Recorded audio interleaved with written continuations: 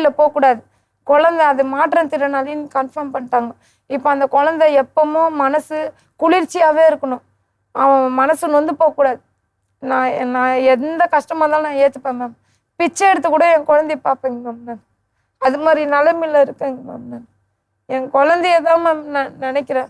அம்மா இருக்காங்களா கூட? அம்மா இருக்காங்க. அம்மா வீட்டில் தான் நான் இருக்கேங்க மேம். அம்மா சப்போர்ட் இல்லைன்னா இப்போ என் தம்பி கூட ஏதாவது பிரச்சனை, ரேஷன் கார்டு கேட்டு பிரச்சனை பண்ணான். இப்போ சப்போஸ் என் தம்பியே வந்து நீ உன் பொண்ணை மட்டும் சேர்த்துக்கிற, எங்களை ஏன் சேர்க்கல? எங்கள் பெரியம்மா வீட்டில் தான் என் தம்பி தங்கி இருக்கான். என் பெரியம்மா வந்து தனியாக இருக்கிறதால கல்யாணம் ஆகலை, அதனால என் தம்பி கொடுத்துட்டாங்க. நீ இருப்பா வீடு, அவன் சுகரு, அவனால் காசு கொடுத்து வாடகைனா இருக்க முடியாது, ரொம்ப உடம்பு சரியில்லாத பையன், அதனால அவனுக்கு வீடு கொடுத்துட்டாங்க.